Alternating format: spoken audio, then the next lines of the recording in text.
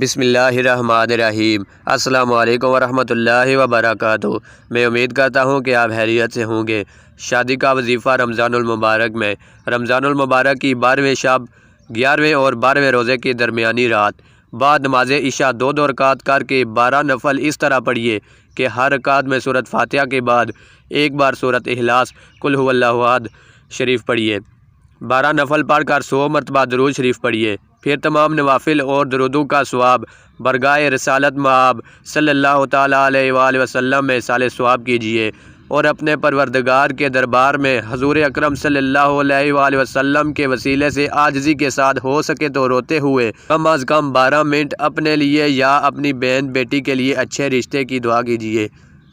انشاءاللہ اگلے رمضان شریف سے پہلے مراد پوری ہوگی۔ مدنی مذاکرہ 9 رمضان المبارک 1436 بمطابق 26 جون 2015 میں کو دعوت اسلامی کے مدنی مذاکرے میں بتایا گیا تھا۔